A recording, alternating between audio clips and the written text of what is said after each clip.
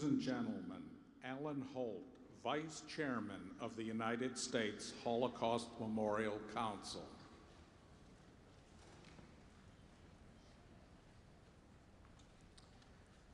Good morning. Every year, we begin this ceremony with a tribute to the American soldiers who, along with our allies, courageously fought to defeat Nazi Germany and its collaborators. And every year, there are fewer veterans.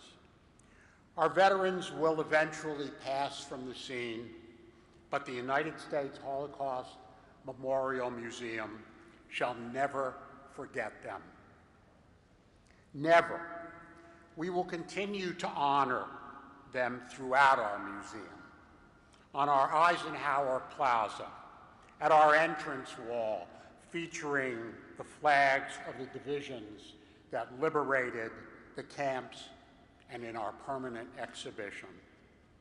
We do all this to honor the past, and because as World War II recedes in times, its lessons may be forgotten. And as we look at the world around us, and especially on our campuses, clearly the war's lessons are more timely than ever. Our nation, especially our youth, need to understand the dangers of unchecked anti-Semitism and all that was at stake in the war, the liberation of Europe, the freeing of victims of Nazism, and the preservation of our own democracy. This is why every year we hold this special commemoration in this special place. We would not be standing in this great temple of democracy, joined by Holocaust survivors and their descendants, if not for our brave soldiers fighting a brutal war across Europe. My own parents, who endured multiple Nazi camps and ghettos, owed their lives to our soldiers. America's victory over Nazism was made possible by the success of the ambitious D-Day invasion, whose 80th anniversary we will commemorate in just 1 month. Led by General Eisenhower, it remains the largest seaborne invasion in history. It enabled the defeat of Germany that took 11 months to achieve. And during those 11 months, hundreds of thousands would be killed. American soldiers and allies, Jewish men, women, and children, and other victims of Nazism. But remember this, by D-Day, the Nazis had already killed 5 million Jews. Because, as we know, the Nazis waged 2 wars, a military war to dominate Europe and a genocidal war against the Jews, as well as other racial and political enemies, such as Roma, Slavs, people with disabilities, and gay men.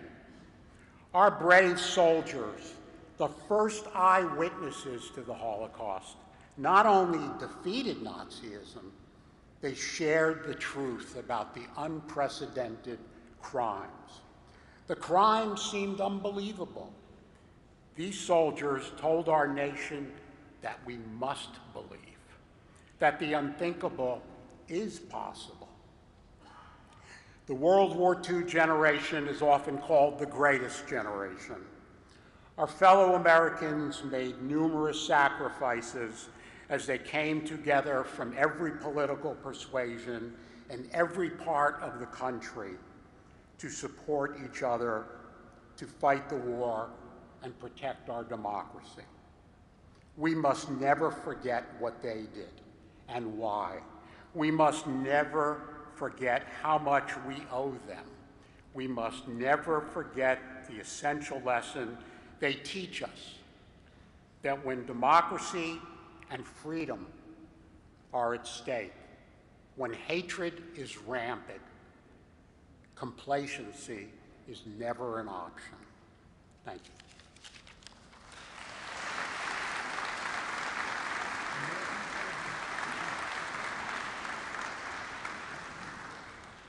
Ladies and gentlemen, please stand for the presentation of the flags of the United States Army Liberating Divisions.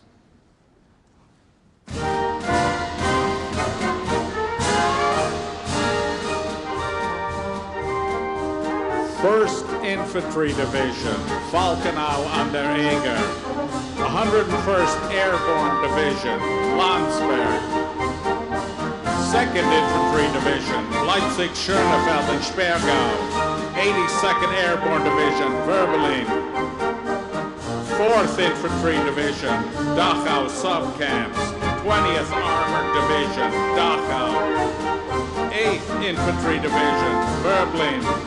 14th Armored Division, Dachau Subcamps. 26th Infantry Division, Busen.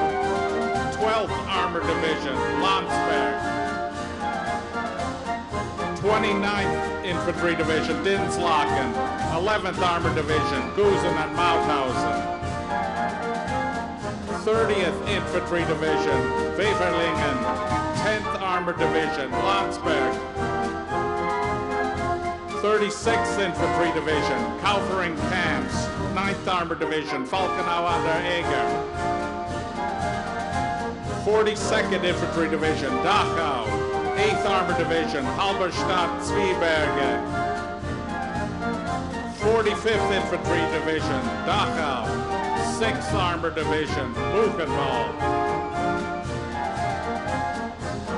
63rd Infantry Division, Kaufering Camps. 4th Armored Division, Ordrup. 65th Infantry Division, Flossenburg Subcamp. 3rd Armored Division, Dora Mittelbau. 69th Infantry Division, Leipzig-Tekla. 104th Infantry Division, Dora Mittelbau. 71st Infantry Division, Gunskirchen. 103rd Infantry Division, Landsberg. 80th Infantry Division, Buchenwald and Ebensee. 99th Infantry Division, Dachau Subcamps. 83rd Infantry Division, Langenstein. 95th Infantry Division, Werl. 84th Infantry Division, Alem and Salzwedel. 90th Infantry Division, Flossenburg. 86th Infantry Division, Ottendorf. 89th Infantry Division, Ordrup.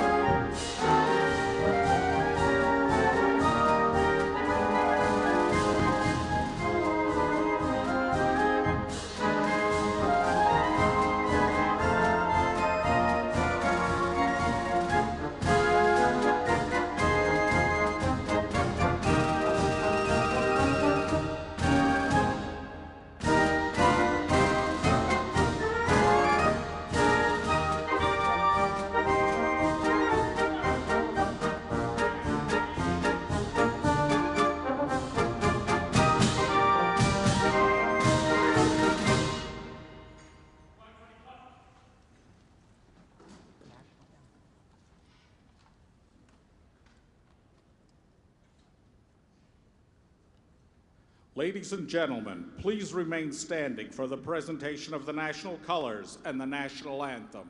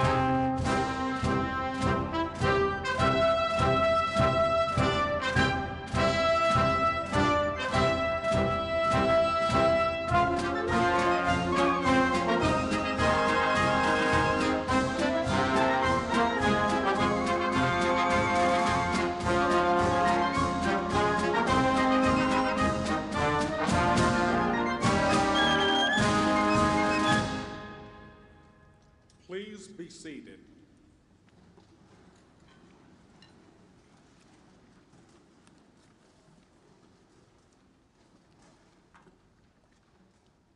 Ladies and gentlemen, the Honorable Mike Johnson, Speaker of the United States House of Representatives.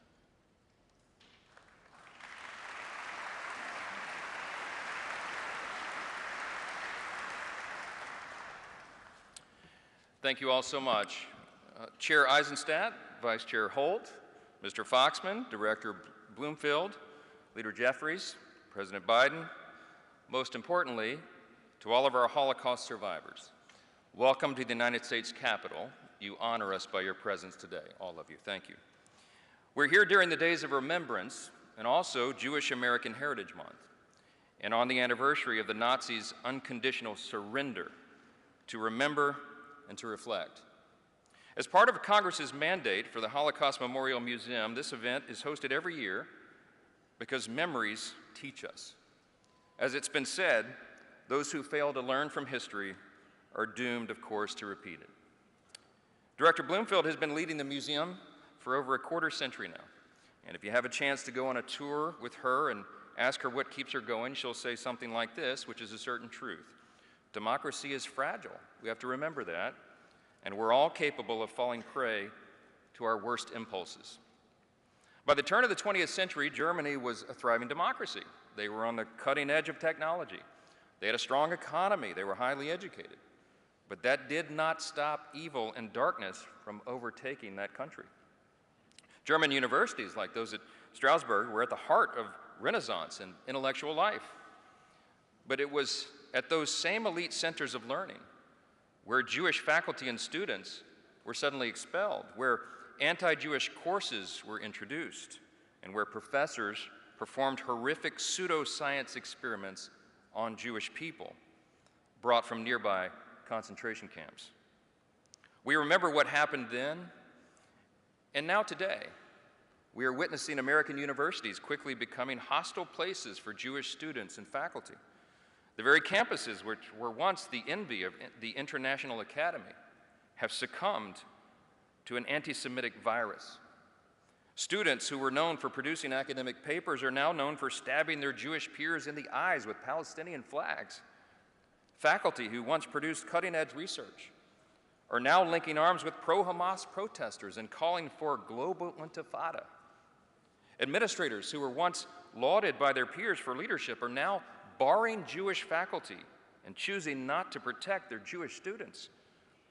And these Jewish students are physically threatened when they walked on campus as their peers hold posters repeating the Nazi propaganda in the program, The Final Solution. Now is a time for moral clarity, and we must put an end to this madness.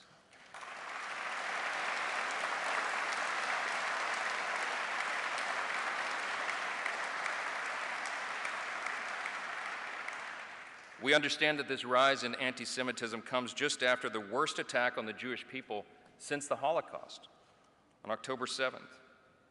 And with our survivors before us, if you close your eyes in the quietness of your own heart, you can almost hear the glass of Jewish storefronts shattered by stormtroopers. You could see fathers being executed at point blank in the ghettos. You can feel a brother's hand slipping out of his sister's as men in uniforms separate them into lines, and they can only mouth to one another, "Everything will be okay," hoping that it would be. You can hear screams coming from the gas chambers. They last for 20 minutes, and then quiet returns, but only for a moment, until a whip cracks another Jewish back. The most depraved parts of humanity are heard in the shouts of little girls and seen in the rings of blue smoke. And then you reopen your eyes, hoping the memories of that nightmare will finally go away. But now you're met with new images of young Jewish girls gunned down at a music festival. Infants once held tightly in their mother's arms are thrown into ovens and cooked alive. Little boys are murdered by men carrying black, red, and green flags. Elderly women are raped, not by men speaking German, but Arabic. The wail of children pierces through nearby gunfire, a cry that only comes from watching a father being slaughtered. And across Israel, bodies are burned beyond recognition. Just as in 1940, this violence was perpetrated by those who hate the Star of David. It is uncomfortable for us to be so graphic, but we must be graphic right now because the threat of repeating the past is so great. We have to remember, we have to look evil directly in the face because some things are so wrong. Some are trying to downplay and justify what happened on October 7th. Some are even blaming Israel for the barbaric, inhuman attacks. There are some who would prefer to criticize Israel and lecture them on their military tactics. They would rather do that than punish the terrorists who perpetrated these horrific crimes. In Israel's greatest moment of need, when it is quite literally fighting for its existence as a nation, we have to do all that we can, everything within our power, to ensure that evil does not prevail. This is a time for all of us to come together. And it's in these troubling times we must look to this audience, to the survivors of the Holocaust and their descendants, to help us remember and to bear witness. Several weeks ago, I am very proud to report to you that the United States Congress overwhelmingly passed security assistance to Israel to help protect its borders. That's right.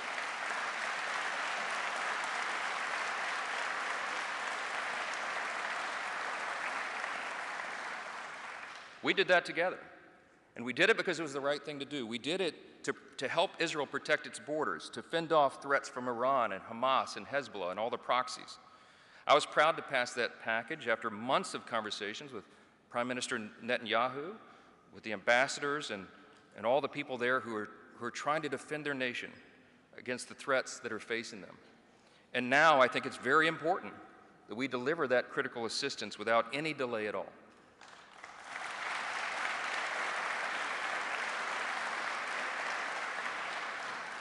The reason that act was so significant, the reason that our vote was so important is because as a Congress, together, we sent a message. We bore witness to the past and we told the world, Israel and the Jewish people are not alone. And we kept our promise that we made decades ago, never again.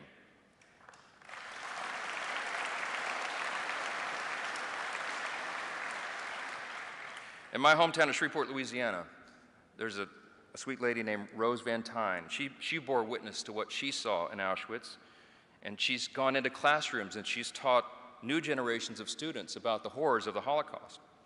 With us today is Mr. Frank Cohn. He escaped Germany days before Kristallnacht in 1938. 5 years later, he was drafted in the U.S. Army and served in Belgium and in Germany to defeat the Nazis and liberate his fellow Jewish brothers and sisters. Frank, would you stand? Would you stand?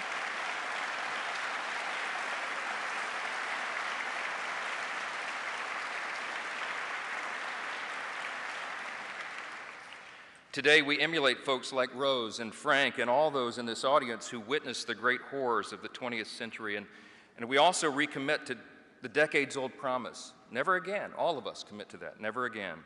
When our government knew what was happening to the Jewish people, when the Axis powers were aligning and invading, we chose to respond only after freedom was lost.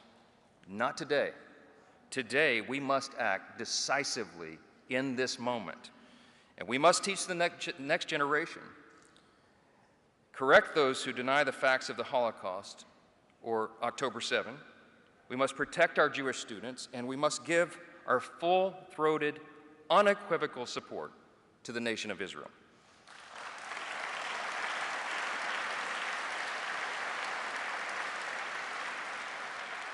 And we must, all of us, together, call out anti-Semitism in all of its forms without equivocation and without delay. This is our moment.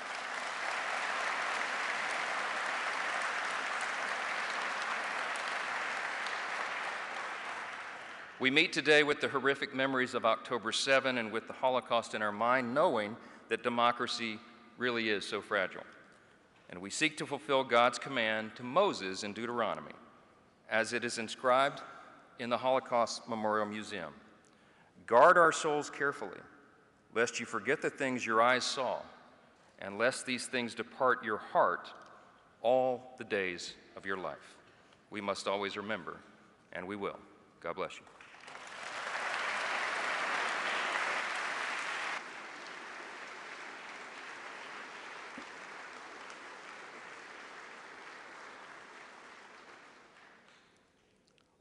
Ladies and gentlemen, the Honorable Hakeem Jeffries, Democratic Leader of the United States House of Representatives.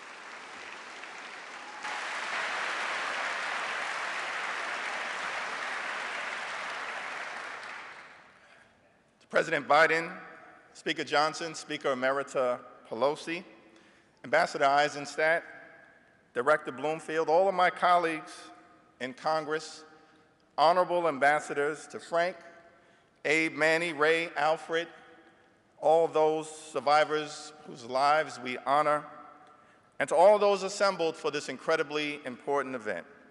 Thank you for your presence here today.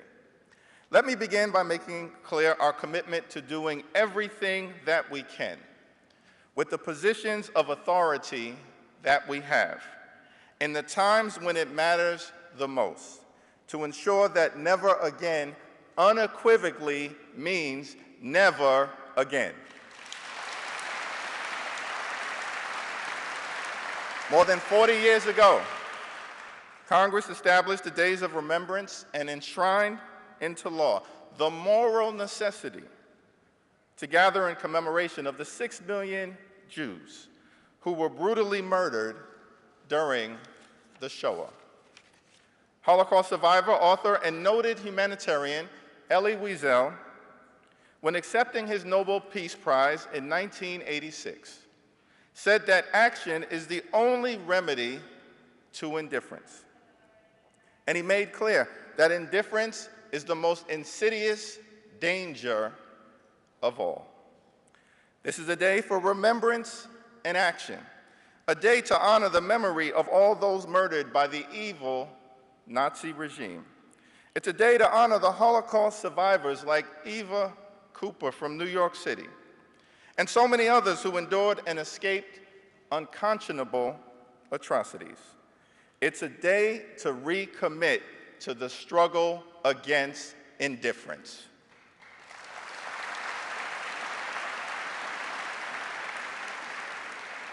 As the El Malay Rahameen prayer that will be heard today so beautifully and hauntingly pleads, we gather to ask God to protect and elevate the souls of those taken from our world too soon.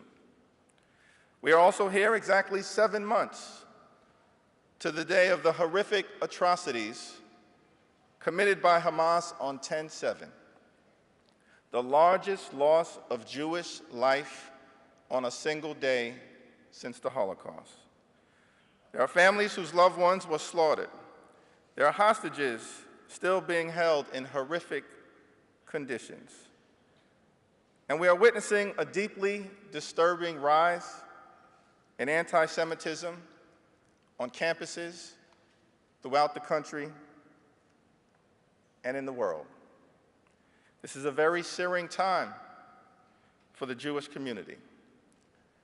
Systematic oppression has been a reality of Jewish life for thousands of years, having to endure expulsions, pain, pogroms, persecution, prejudice, and the horrors of the Holocaust, a previously unthinkable crime against humanity. Last Sabbath, Jewish communities across the world read the Torah portion, which followed the tragic deaths of Aaron's 2 sons, Nadav and Avihu. During this moment of great vulnerability, Aaron receives instructions from God that he, as the high priest, must carry out during the Yom Kippur service. We learn from God and Aaron that Jewish life, practice, and community must continue in the face of horrific tragedy. Aaron embodies what it means to be resilient when confronting immense pain. Today, in partnership with the Jewish community, we recommit to carrying on with strength and resilience. We recommit to the remembrance of the Holocaust. We recommit to the principle of never again, and we recommit to eradicating anti-Semitism whenever and wherever it rears its ugly head.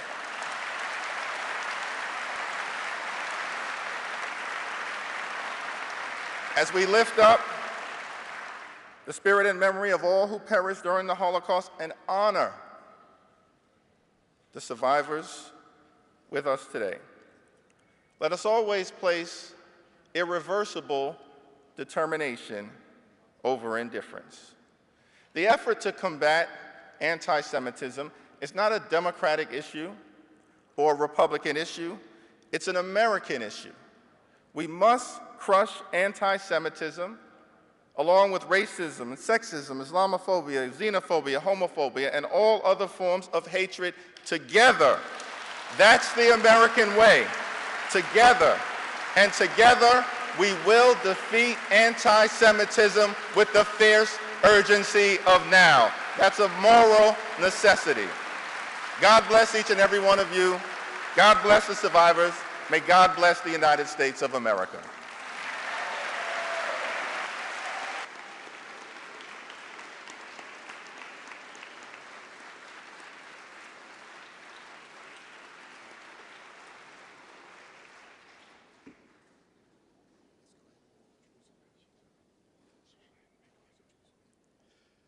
Ladies and gentlemen, Ambassador Stuart Eisenstat, Chairman of the United States Holocaust Memorial Council.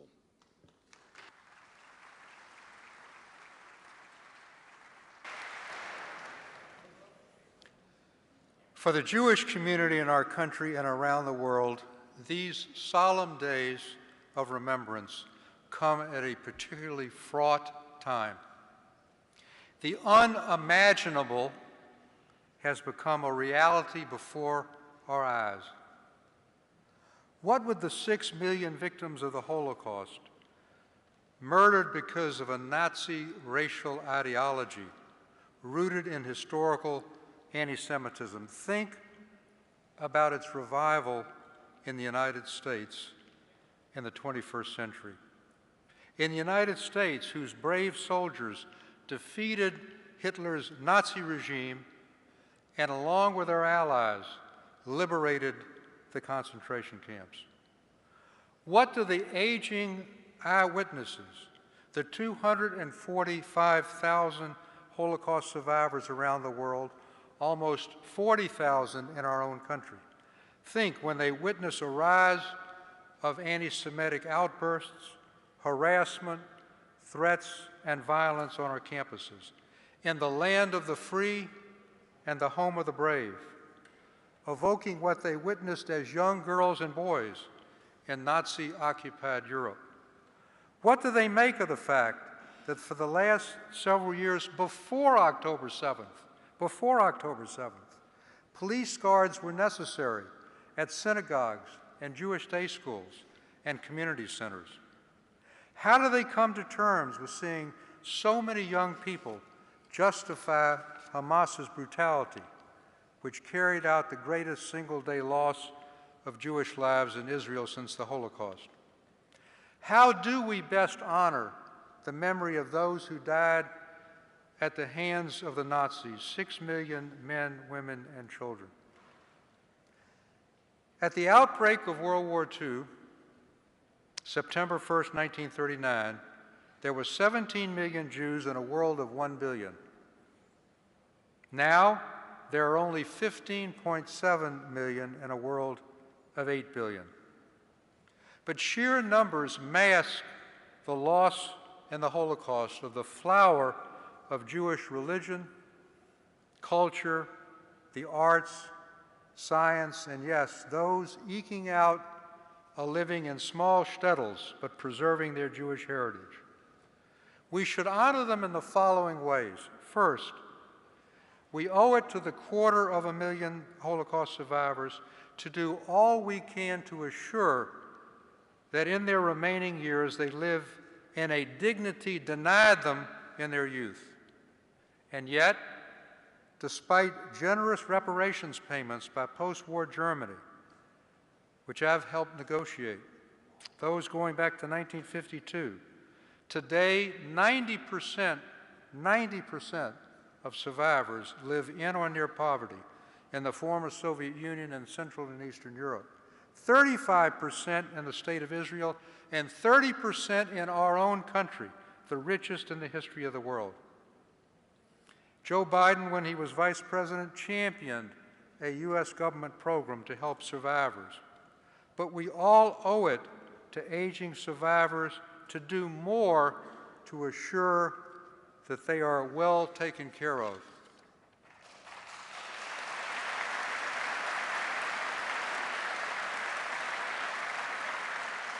Second, we must absorb the lessons of the Holocaust, which began by recognizing that the Holocaust was not inevitable. It was not inevitable. Early action against discrimination and intimidation and aggression is essential, whether abroad or on our college campuses. Hitler's original goal was not the final solution, to kill all European Jews.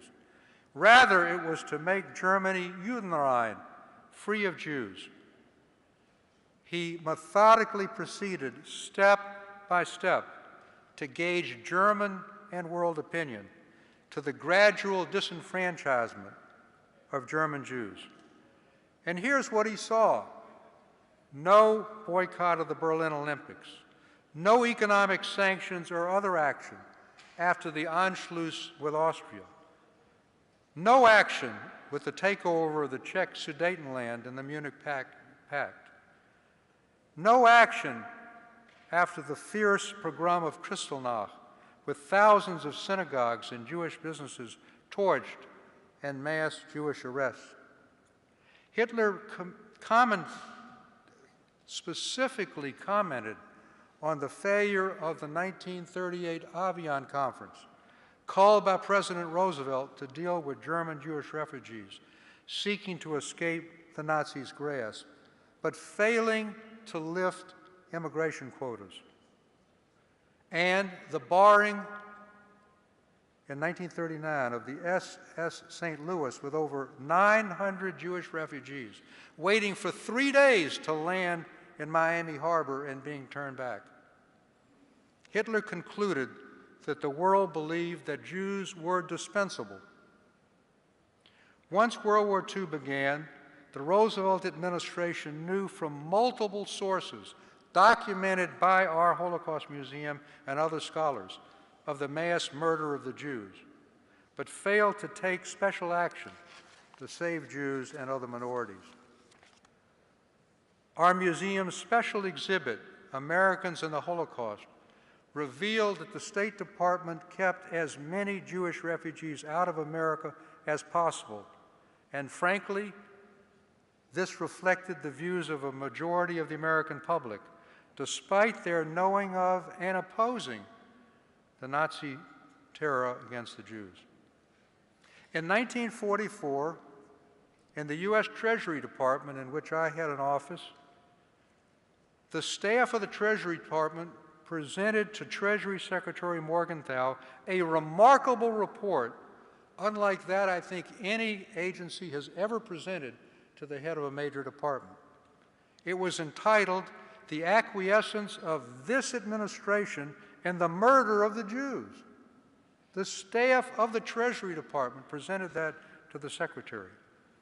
And this finally led President Roosevelt to create the War Refugee Board that saved tens of thousands of Jews, but not soon enough to save the last large Jewish community. In less than 2 months, more than 430,000 Hungarian Jews were deported to Auschwitz. By the time our brave soldiers stormed the beaches of Normandy on D-Day, June 6, 1944, of the 6 million European Jews who would be killed, 5 million had already been murdered. President Biden and the bipartisan leadership of the Congress, with the leadership of the Speaker of the House, Speaker Johnson, Minority Leader Jeffries, and the Senate are to be congratulated for taking the lessons to heart of World War II and the Holocaust about the threat of unchecked aggression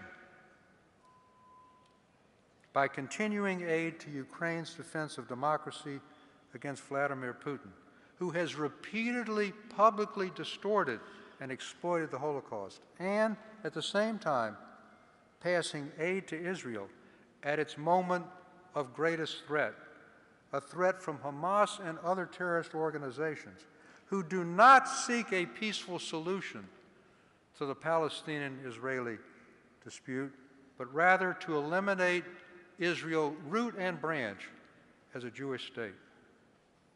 At home, the Biden administration launched last year, well before October 7th, the nation's first national strategy to counter anti-Semitism, involving all federal departments and agencies. And just a few days ago, again with the leadership, bipartisan, of the Speaker and the Leader, the House of Representatives passed the Bipartisan Anti-Semitism Awareness Act to clarify the definition of anti-Semitism.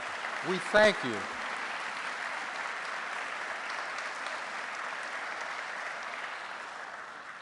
And last, the most lasting way to honor the victims of the Holocaust and today's survivors as eyewitnesses leave us is Holocaust education. To combat those who deny, denigrate, or distort the Holocaust, and to make clear to future generations what can happen when anti-Semitism goes unchecked, which threatens us today. To remember the power of propaganda, first used on a mass basis on radio by the Nazis, but now virulent on our own social media. To learn the need to protect democracy and the rule of law from assault, and the possibilities for each of us, and particularly our young people, as they start their life, to make the right choice, to take the path that rescuers took during the Holocaust, and our museum recognizes them, but not to be indifferent or to choose to follow Hitler down the abyss. But on these days of remembrance, Holocaust survivors are telling us an inspirational story.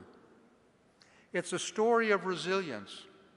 It's a story of fierce resolve to never give up and never give in. It's a story of rebuilding.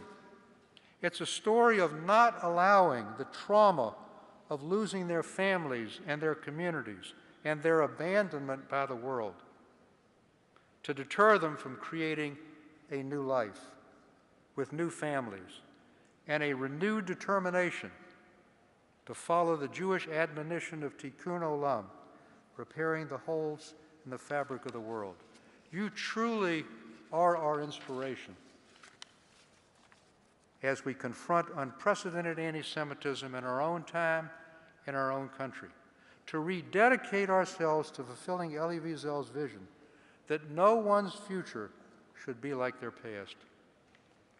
It's my distinct pleasure and privilege to introduce a friend of almost 50 years who is a great supporter of Holocaust survivors, who entrusted me with the chairmanship of our great Holocaust Museum because he knew that Holocaust justice for survivors, memory for victims, and lessons for future generations has been an animating feature of my life. To me, he is not only President of the United States, he's a mensch, who as Vice President came unannounced to my late wife's Shiva in 2013 and spoke spontaneously and movingly about the meaning of her life. It's a gesture my family and I shall never forget.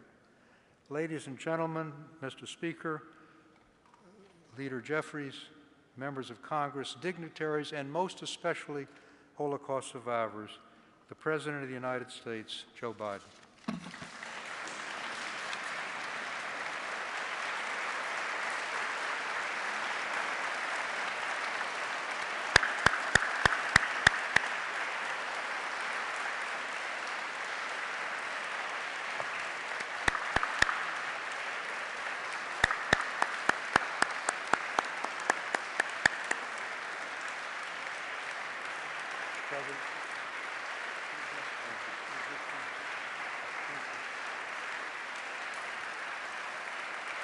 Thank you.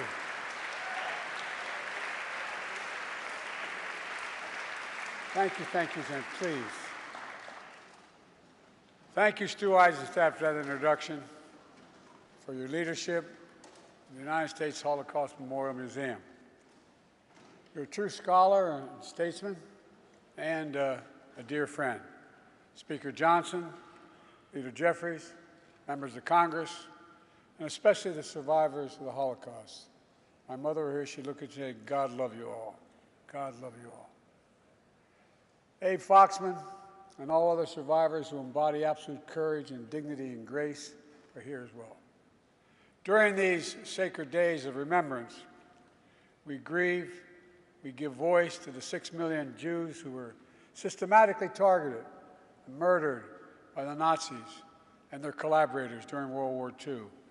We honor the memory of victims, the pain of survivors, the bravery of heroes who stood up to Hitler's unspeakable evil, and we recommit to heading and heeding the lessons that one of the darkest chapters in human history, to revitalize and realize the responsibility of never again.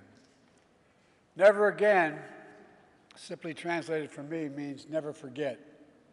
Never forget. Never forgetting means we must keep telling the story. We must keep teaching the truth. We must keep teaching our children and our grandchildren. And the truth is, we're at risk of people not knowing the truth. That's why growing up, my dad taught me and my siblings about the horrors of the Shoah at our family dinner table.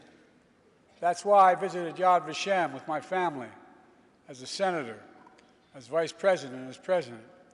And that's why I took my grandchildren to Dachau so they could see and bear witness to the perils of indifference, the complicity of silence in the face of evil that they knew was happening. Germany, 1933. Hitler and his Nazi party rise to power by rekindling one of the world's oldest forms of prejudice and hate, anti-Semitism. His rule didn't begin with mass murder. It started slowly across economic, political, social, and cultural life. Propaganda demonizing Jews, boycotts of Jewish businesses, synagogues defaced with swastikas, harassment of Jews in the street and in the schools, anti-Semitic demonstrations, pogroms, organized riots. With the indifference of the world, Hitler knew he could expand his reign of terror by eliminating Jews from Germany, to annihilate Jews across Europe through genocide, the Nazis called the final solution. Concentration camps, gas chambers, mass shootings. By the time the war ended, 6 million Jews, 1 out of every 3 Jews in the entire world, were murdered. This ancient hatred of Jews didn't begin with the Holocaust. It didn't end with the Holocaust either, or even after our victory in World War II. This hatred continues to lie deep in the hearts of too many people in the world, and requires our continued vigilance and outspokenness. That hatred was brought to life on October 7th in 2023. On the sacred Jewish holiday, the terrorist group Hamas unleashed the deadliest day of the Jewish people since the Holocaust. Driven by ancient desire to wipe out the Jewish people off the face of the earth, over 1,200 innocent people, babies, parents, grandparents, slaughtered in their kibbutz, massacred at a music festival, brutally raped, mutilated, and sexually assaulted. Thousands more carrying wounds, bullets and shrapnel from the memory of that terrible day they endured. Hundreds taken hostage, including survivors of the Shoah. Now, here we are, not 75 years later, but just 7.5 months later. And people are already forgetting. They're already forgetting that Hamas unleashed this terror. It was Hamas that brutalized Israelis. It was Hamas who took and continues to hold hostages. I have not forgotten, nor have you, and we will not forget.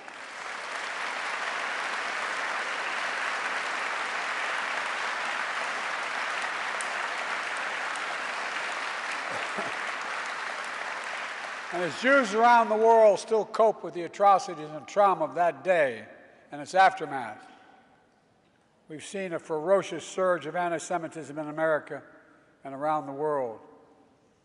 Vicious propaganda on social media. Jews forced to keep their hide, their keepers on their baseball hats, tuck their Jewish stars into their shirts. On college campuses, Jewish students blocked, harassed, attacked while walking to class. Anti-Semitism, anti-Semitic posters, slogans calling for the annihilation of Israel, the world's only Jewish state. Too many people denying, downplaying, rationalizing, ignoring the horrors of the Holocaust. And October 7th, including Hamas's appalling use of sexual violence to torture and terrorize Jews. It's absolutely despicable, and it must stop. Silence.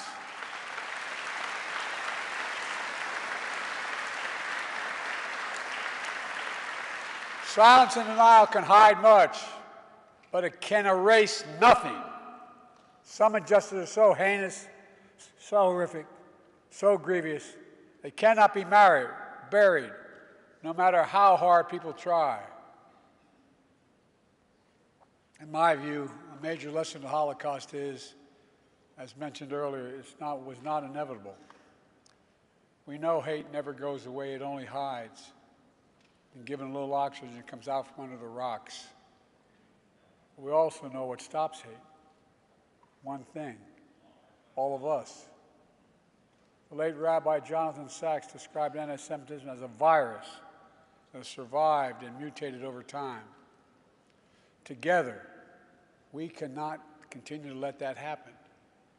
We have to remember our basic principles as a nation. We have an obligation. We have an obligation to learn the lessons of history so we don't surrender our future to the horrors of the past. We must give hate no safe harbor against anyone. Anyone. From the very founding, our very founding, Jewish Americans, who represent only about 2% of the U.S. population, have helped lead the cause of freedom for everyone in our nation.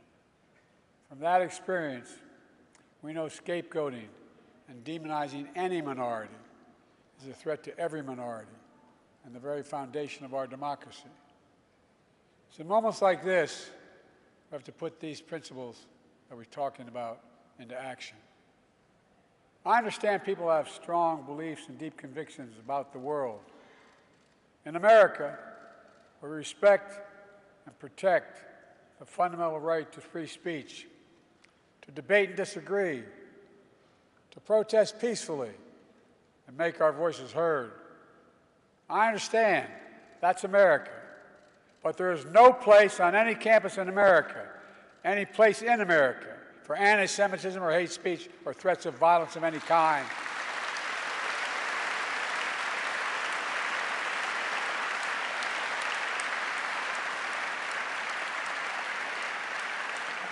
Whether against Jews or anyone else, violent attacks, destroying property is not peaceful protest.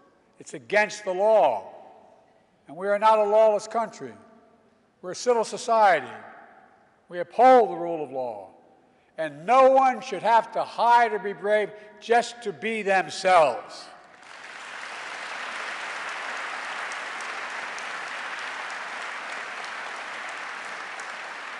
To the Jewish community, I want you to know, I see your fear, your hurt, and your pain. Let me reassure you, as your president, you're not alone. You belong. You always have and you always will. And my commitment to the safety of the Jewish people, the security of Israel, and its right to exist as an independent Jewish state is ironclad, even when we disagree.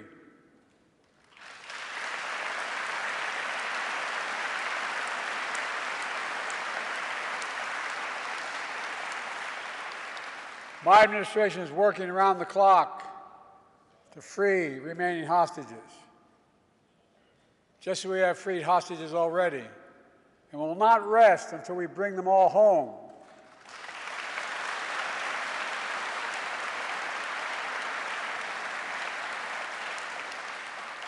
My administration, with our second gentleman's leadership, has launched our nation's first national strategy to counter anti-Semitism that's mobilizing the full force of the federal government to protect Jewish communities. But we know this is not the work of government alone or Jews alone. That's why I'm calling on all Americans to stand united against anti-Semitism and hate in all its forms.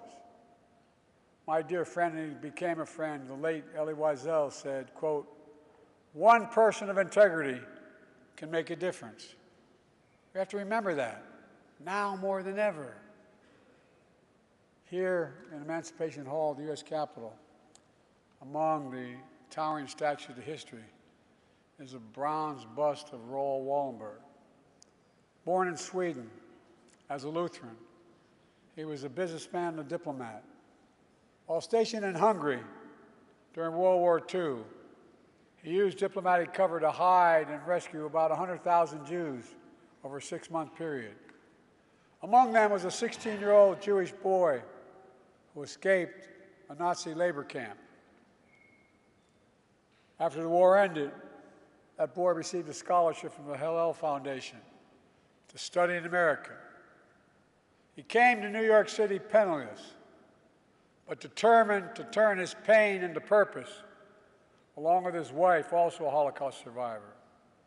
He became a renowned economist and foreign policy thinker, eventually making his way to this very Capitol on the staff of a first-term senator. That Jewish refugee was Tom Lantos, and that senator was me. Tom and his wife Annette and their family became dear friends to me and my family.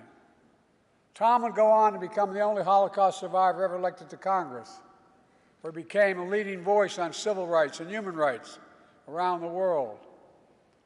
Tom never met Raoul, who was taken prisoner by the Soviets, never to be heard from again.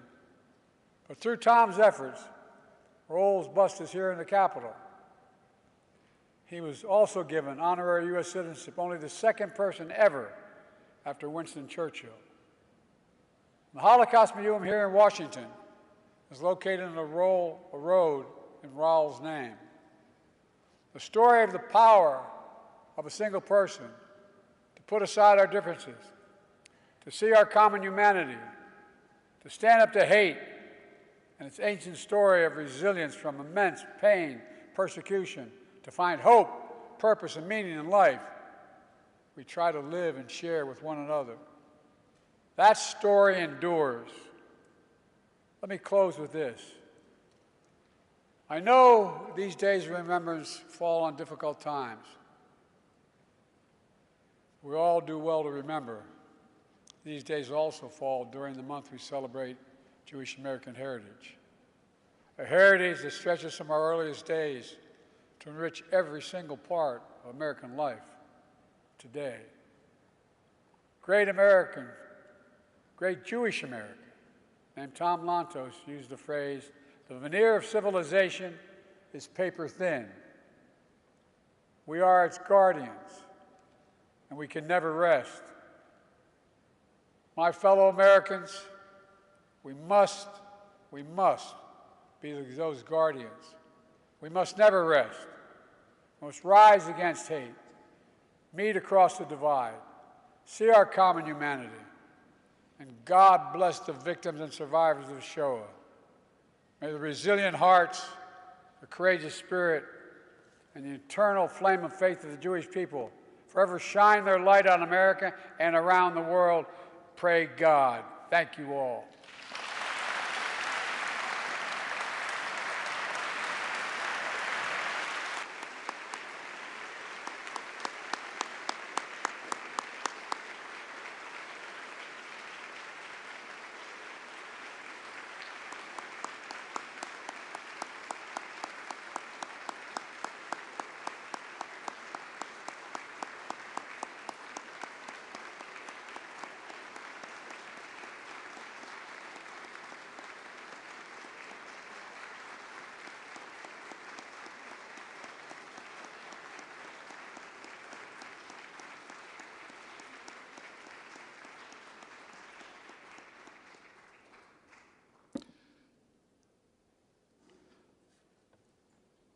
Ladies and gentlemen, the museum's Bringing the Lessons Home program introduces Washington, D.C. area public high school students to Holocaust history and encourages them to share its lessons with their family, friends, and community. Now in its 30th year, over 900 students from over 130 schools have completed the program and become museum ambassadors. We are gratified to have 6 ambassadors taking part in the memorial candle lighting.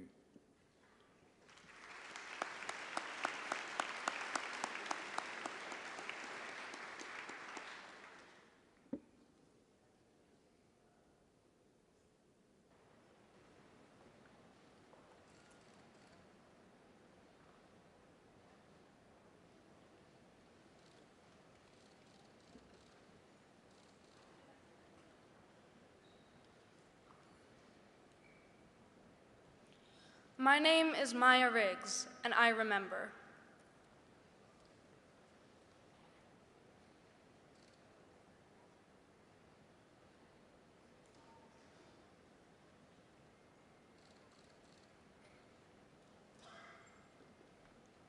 My name is Vivian Monaco, and I remember.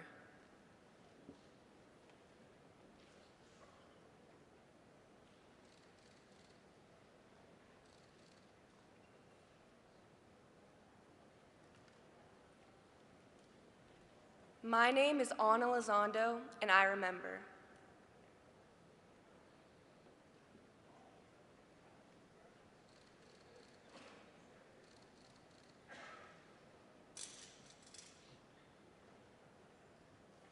My name is Mia Martin Eskandarani, and I remember.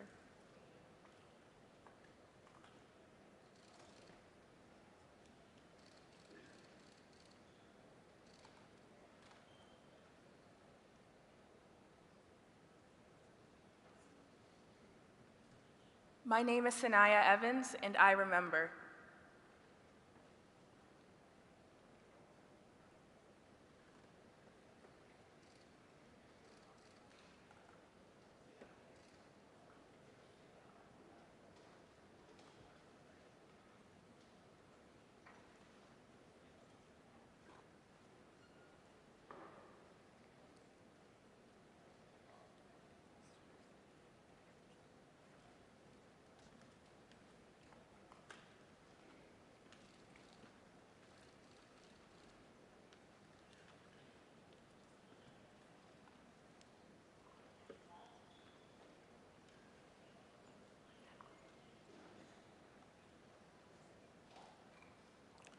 Ladies and gentlemen, we are honored to have more than 30 Holocaust survivors with us today.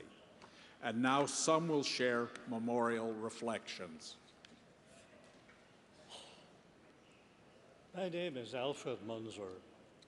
Most of my family lives in a box of photographs that I hold sacred.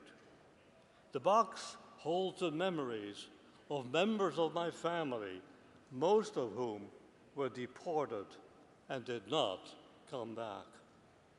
This photo shows my uncle Emil, my 2 sisters, my father and my mother, enjoying a day in the park shortly before the Nazi occupation of the Netherlands and before I was born. My sisters were denounced and murdered in Auschwitz. Uncle Emil was on the same transport and suffered the same fate. My father, after forced labor in several camps, was liberated at Ebensee, but succumbed 2 months later. I will always remember my father Simcha, my uncle Emil, and my sisters Eva and Leah. Thank you.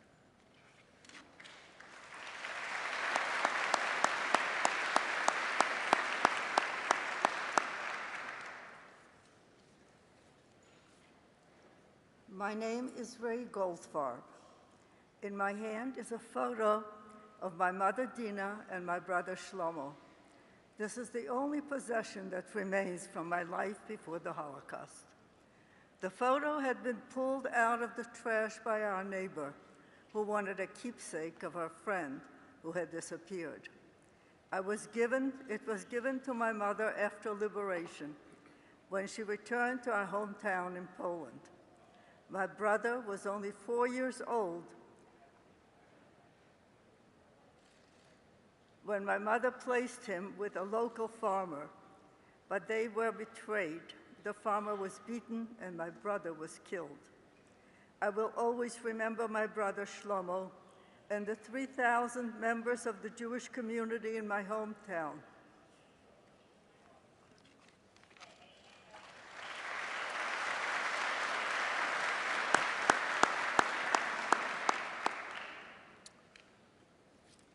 I'm Manny Mandel.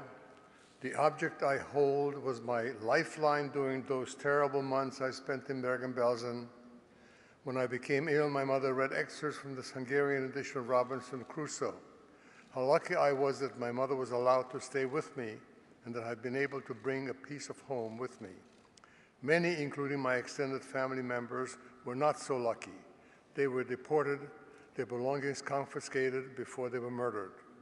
I will always remember my grandmother, Rosa Brown Mandel, my maternal grandparents, Rabbi Aaron and Paula Klein, and my 7-year-old cousin, Judith Chrishaber, who were killed in Auschwitz.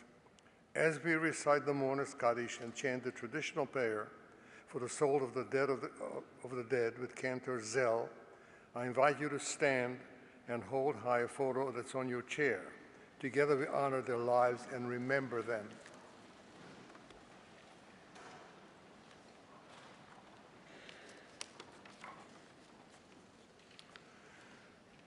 יתגדל ויתקדש שמי רבה, בעולמה דברה קירותי וימליך מלכותי, בחייכון וביומכון ובחיי כל בית ישראל, בעגלה ובזמן קריב ואמרו אמן. יהי שמי רבה מבורך, לעולם ולעולמי עולמיה. יתברך וישתבח ויתפאר ויתרומם ויתנשא, ויתהדר ויתעלה ויתהלל שמי דקודשה בריחו. לעילה מן כל ברכתה ושירתה, תושבחה פרתה ונחמתה, דאמירן בעולמה ואמרו אמן. יהי שלום רבה מן שמיה, וחיים עלינו ועל כל ישראל ואמרו אמן. עושה שלום במרומיו, הוא יעשה שלום עלינו ועל כל ישראל ואמרו אמן.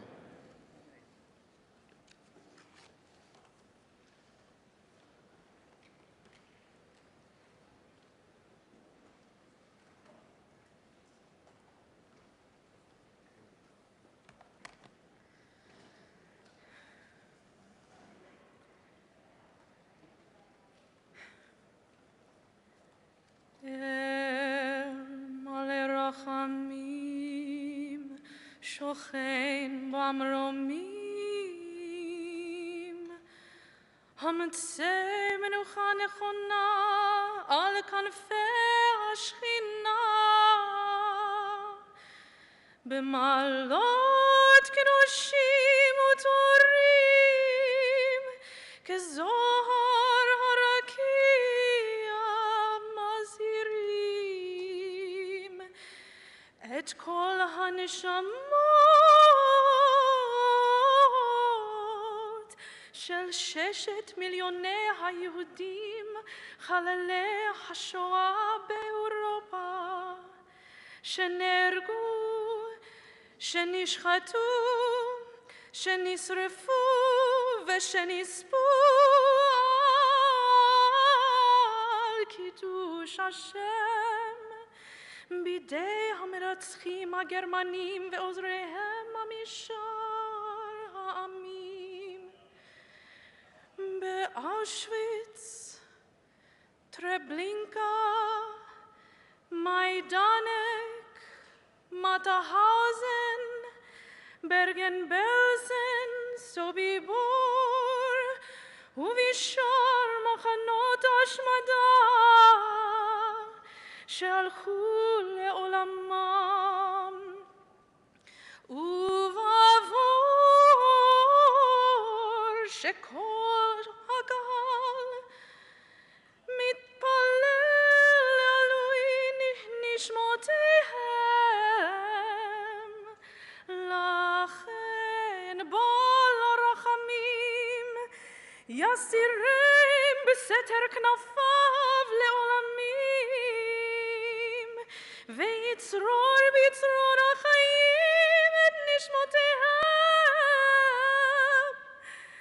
אדוני הוא נחלתם, בגן עדן תהא מנוחתם,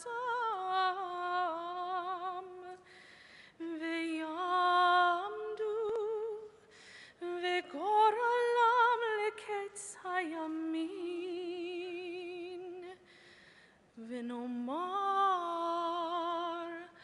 אמן.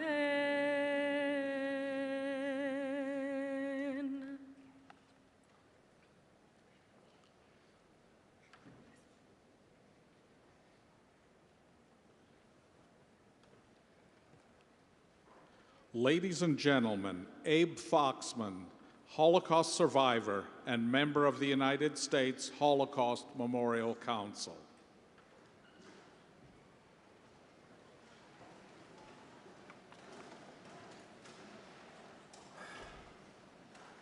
Mr. President, thank you for standing with us. Thank you.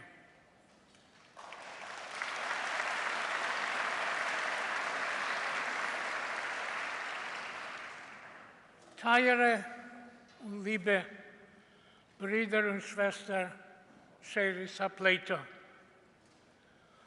wir stehen und wir seien da heint noch einmal zu geben Edes. My dear fellow survivors, we are here again today to stand and bear witness. I was born in the wrong time at the wrong place for a Jewish kid. Nazi-occupied Poland in 1940 was not the best place to be born. Yet, I managed to survive as a hidden child by the intercession of one special person's kindness, courage, compassion, decency, and most likely several miracles. As I grew older, I tried to understand what it is that I had survived. And the first set of questions were very serious existential questions of why.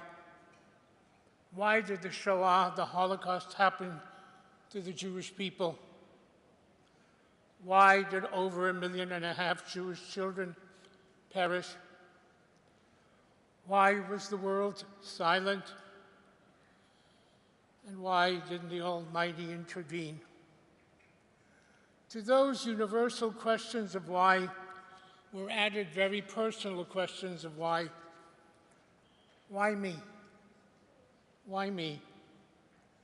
And not the Chanalach, the Shleimalach, the Saralach, the Meishalach. Why me? In that struggle to understand, two facts became clear. One is that the world knew. The world knew. There was no CNN, no Fox, there were no satellite feeds from faraway places, there was no internet, there was no 24/7 news, and yet the world knew. Those in positions of power to make decisions to stop what was happening knew. They knew how many Jews were killed in Lodz, in Baranovich, in Minsk, in Bialystok. They knew what was happening to the Jews. And as Ken Burns in his PBS series revealed to the world, revealed how much America knew and how little it did. So the first lesson for us is to know about anti-Semitism, bigotry, racism, to know who it is that threatens our democracy, our freedoms. It is important that we know, but knowing is not enough. The second thing that became clear to me was that wherever, whenever, however good people said no, whenever good people stood up and said no to hate, Jews lived, gays lived, Roma lived. There was an Oskar Schindler who saved 1,200 Jews. There was a Raoul Wallenberg, a Swedish diplomat, who saved maybe 100,000 Jews. There were 60 diplomats who acted against the wishes of their governments and saved thousands of Jews. There was a Denmark, a Bulgaria, and Albania who saved all their Jews. I stand here today because there was a Polish Catholic lady who could barely read or write, who did not sit down and weigh and measure the risks, and yet risked her life every single day for 4 years to protect the life of another human being, a Jewish child. And her name was Bronislava Kurpi. She baptized me, gave me a false identity, and protected me from her neighbors as well as the Gestapo. So I stopped asking the questions of why and began to ask the questions on the order of what if. What if instead of one Raoul Wallenberg, there were 10,000? What if instead one Oskar Schindler, there were 10,000 Oskar Schindlers?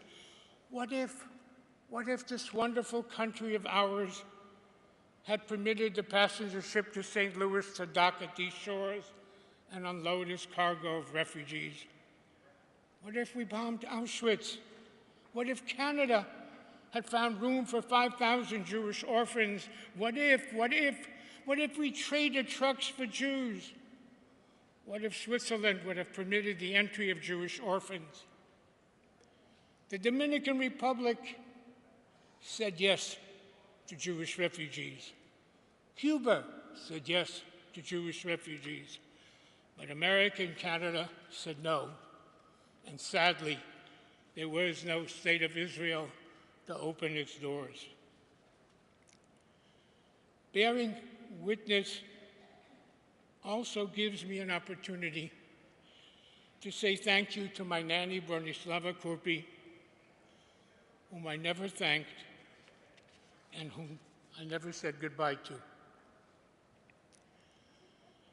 Dear friends, the Holocaust did not begin with gas chambers. It began with words, ugly words, hateful words, demonizing, degrading, debasing Jews. And those words became ugly, hateful deeds. We need to speak up and out. We need to protest when anyone who is maligned or treated with contempt, no matter who the victim or the perpetrator, especially now when we live in such super polarized environment, politicized with a lack of civility and a lack of truth, enhanced by the so-called miracle, modern miracle of the internet. Jewish tradition teaches us that life and death is in the power of the tongue.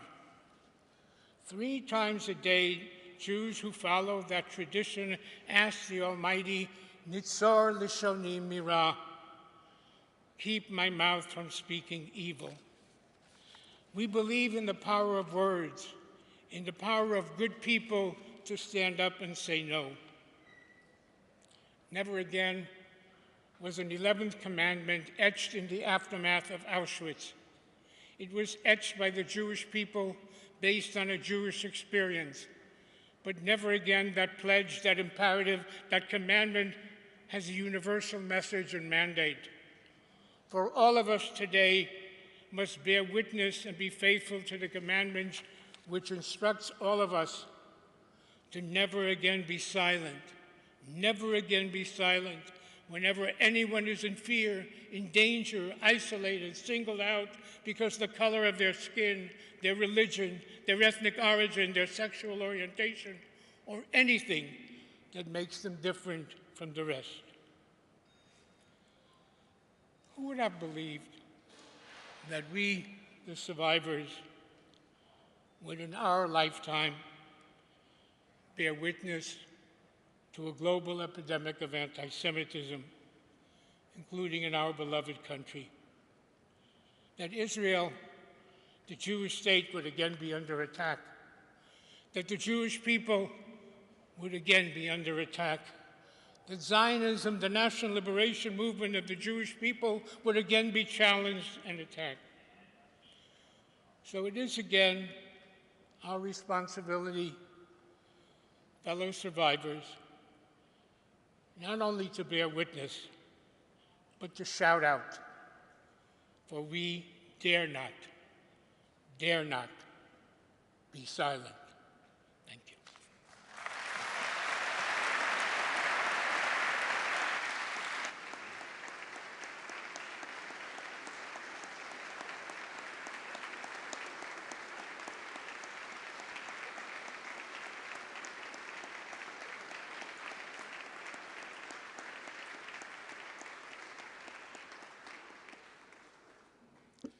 Ladies and gentlemen, Sarah Bloomfield, Director of the United States Holocaust Memorial Museum.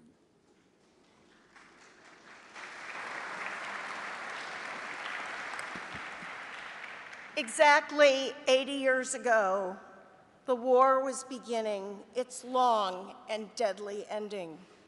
Our soldiers were tirelessly fighting the Germans, who were relentlessly killing the Jews. And yet, at the same time, despite the odds, Jews were courageously resisting. Resistance movements in ghettos organized escapes and uprisings so Jews could flee to fight as partisans. The odds of successful resistance were very, very low, but the determination of the Jews was so very high. This year, we commemorate the 80th anniversary of an astonishing act of resistance at Auschwitz-Birkenau, of all places. Some of the Jews who were forced to operate the crematoria mutinied against their SS guards. 45 Jews were killed, including women who had supplied the resistors with explosives to blow up one of the crematorium. 1944 was also the year Hannah Senesh and others from Mandatory Palestine parachuted behind German lines. She was captured and killed. She was only 23. Like her, most of these resistors were young. Can you imagine making the decision to risk your life and leave your family and community when they were under such a massive assault and completely abandoned by the world? Throughout the Holocaust, Jews faced endless, horrific dilemmas, which is why they're called choiceless choices. Many Jews resisted in various ways. We do not know all their names, but we do know their deeds, and we know the valiant fight they fought for Jewish lives. They remain an example for all time of Jewish resistance and resilience, of Jewish determination and dignity. The Hymn of the Partisans, which we will now hear, was written by 21-year-old Hirsch Glick in the Vilna ghetto a year before he was killed.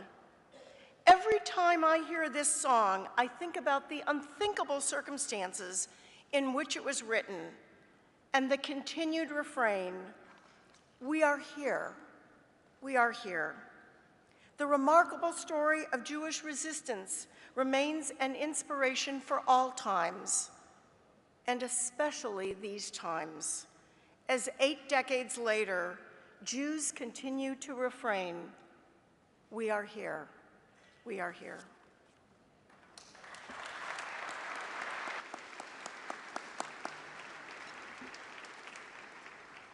Please stand for the singing of the Hymn of the Partisans, led by cantor Sonia Zell, and the retirement of the division flags.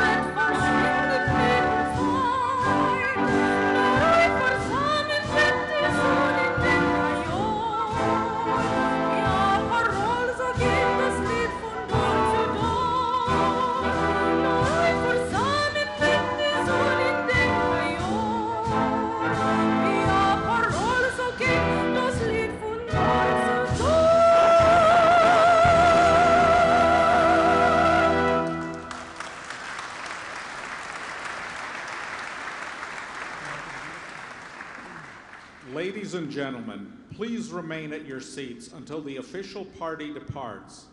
This concludes our program. Thank you for sharing our national commitment to Holocaust remembrance.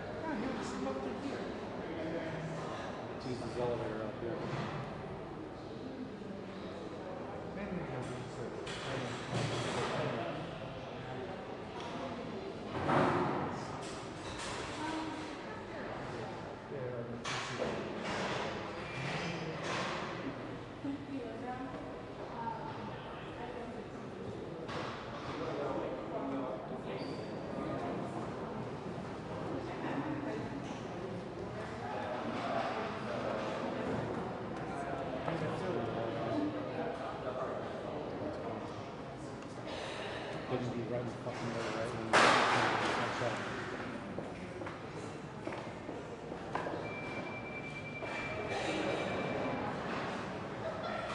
Move faster.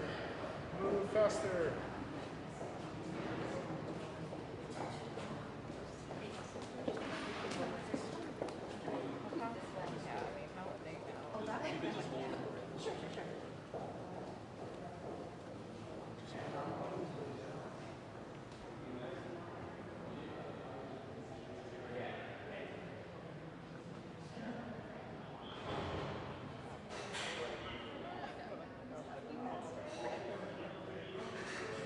They're moving in this direction now.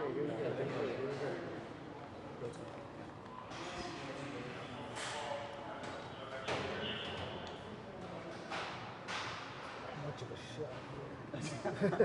Hopefully he is.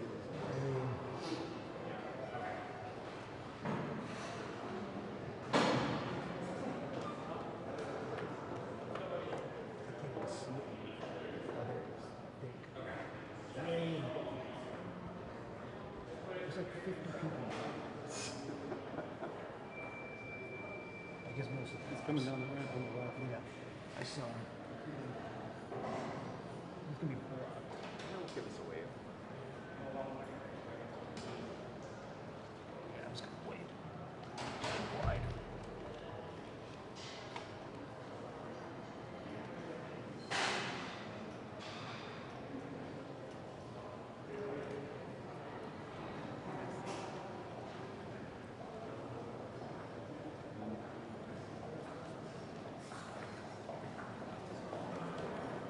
Stay in the lane, Schultz.